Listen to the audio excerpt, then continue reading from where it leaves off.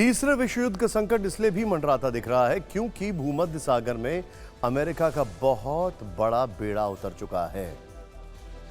ये वो aircraft carrier है जो आधुनिक रेडार, फाइटर जेट और घातक मिसाइलों से हर वक्त लैस रहते हैं। अमेरिका के हजारों जवान मौजूद रहते हैं। इसके अलावा ब्रिटेन और जर्मनी भी हथियारों की खेप दे रहे हैं। यानी तैयारी कुछ ऐसी है कि अगर युद्ध भीषण हुआ तो इजराइल की तरफ से वो कूद पड़ेंगे और यहीं से तीसरा विश्व युद्ध छिड़ सकता है। इस बीच हिजबुल्लाह ने धमकी भरा वीडियो जारी किया है। इजराइल को उससे चेतावनी दी है कि उसकी रादवान यूनिट के 5000 लड़ाके तैयार बैठे हैं। इसे हिजबुल्लाह का डेथ स्क्वाड कहा जाता है। यह यूनिट हमास जैसा हमला करने की तैयारी में है। उसे धमकी दी है कि जिस तरह 7 अक्टूबर को दक्षिणी इजराइल में हमास ने कहर बरपाया, ठीक उसी तरह की तबाही उत्तरी इजराइल में होने वाली है। तो क्या फिर जल थल नभ तीनों ओर से हमले की साजिश है? हिजबुल्लाह लेबनान बॉर्डर पर एक्टिव है और उसको ईरान का समर्थन है। ऐसे में दोनों मिलकर इजराइल के खिलाफ नया फ्रंट खोल सकते हैं। उनको अरब देशों का समर्थन भी मिल रहा है। तो फिर इसका असर आगे क्या होगा, आइए ये समझते हैं। इजराइल के लिए ग्राउंड ऑपरेशन शुरू करने में दिक्कत होगी। अमेरिका सीधे युद्ध में शामिल हो सकता है। इससे अरब देशों में अमेरिका और इजराइल के प्रति नाराजगी बढ़ेगी, जिसका फायदा आगे चलकर चीन और रूस को होगा और वो इस क्षेत्र में पकड़ बना सकते हैं।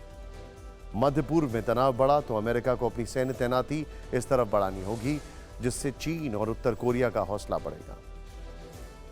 इसके अलावा मिडिल ईस्ट में हालात बिगड़े तो दुनिया की अर्थव्यवस्था का प्रभावित होना तय है।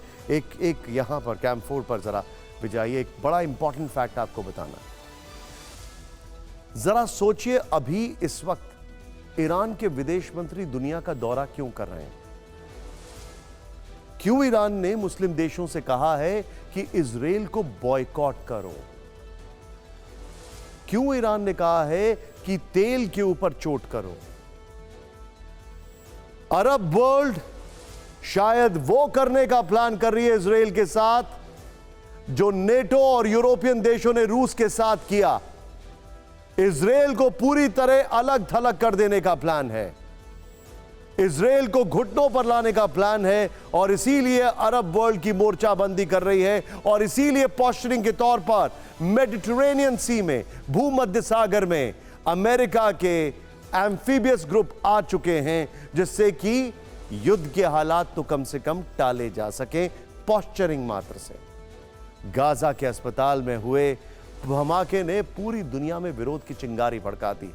फिलिस्तीन से लेकर मिडिल ईस्ट और यूरोप तक इजराइल के विरोध में प्रदर्शन हो रहा है। करीब 24 घंटे से प्रदर्शन का सिलसिला जारी है। न सड़कों पर सैलाब थम रहा है, ना ही लोगों का गुस्सा कम हो रहा है। आज दिन भर कई देशों में हिंसक प्रदर्शन हुए। आप जो तस्वीरें अभी देख रहे हैं, ये देखिए जरा, वो नबलस वेस्ट बैंक का इलाका, या दिन में भी गोलियां चलती हैं, धमाके होते हैं। कुछ ऐसी तस्वीर रमल्ला में भी देखने को मिली। इजराइल के विरोध में हजारों लोग सड़कों पर थे। फिर यहां भी इजराइल के खिलाफ नारेबाजी हुई है। अम्मान में भी हजारों लोगों ने सड़क पर उतरकर नाराजगी जताई, बेगुनाहों की मौत के लिए इंसाफ की मांग की। कहा यह भी जा रहा है कि हिजबुल्लाह की अपील के बाद ही लोग सड़कों पर निकल रहे हैं, जिसमें लोगों से घरों से बाहर निकलने की अपील है। लेकिन दिन में विरोध प्रदर्शन की जो तस्वीरें आप देख रहे हैं वो कुछ नहीं। अब आप इन तस्वीरों को देखिए। गाजा के अस्पताल में हमले के बाद आधी रात को लोग सड़कों पर उतर आए।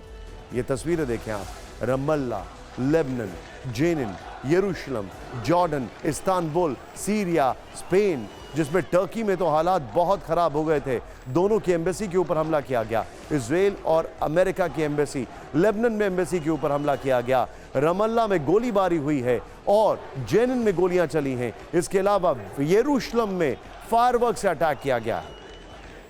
आप जानकर हैरान हो जाएंगे कि हमले के चंद घंटे बाद ही ये विरोध प्रदर्शन शुरू हो चुके थे।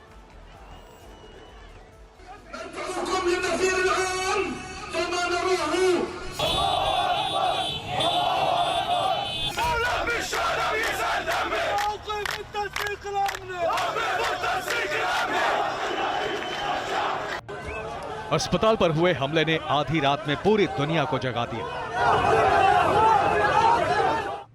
रामल्ला से लेकर लेबनान, जॉर्डन, इस्तांबुल तक और जेनिन से लेकर यरूशलेम, सीरिया, स्पेन तक। विरोध की चिंगारी ऐसी भड़की कि आग बन गई। अस्पताल में धमाके की खबर जैसे ही जेनिन पहुंची, सड़कों पर लोगों का सैलाब दिखने लगा। लोग फिलिस्तीन का झंडा लेकर नारे लगाने लगे।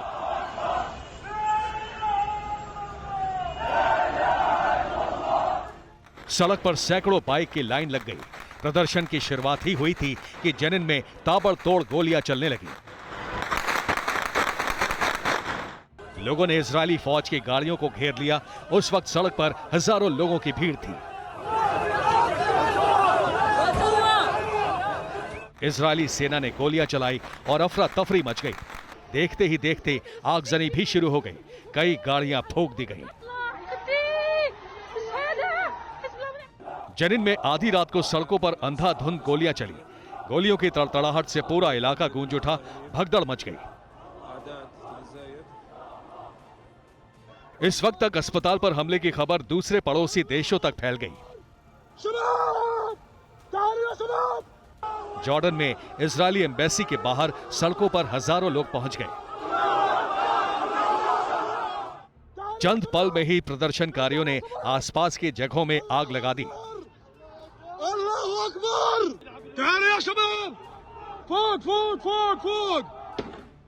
इजरायली एम्बेसी के बाहर सुरक्षा कर्मियों ने मोर्चा संभाला, लेकिन भीड़ पीछे हटने को तैयार नहीं थी।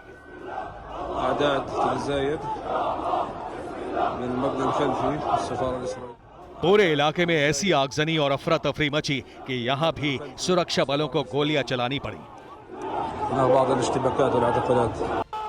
जॉर्डन में एक बार नहीं, कई बार झड़प हुई।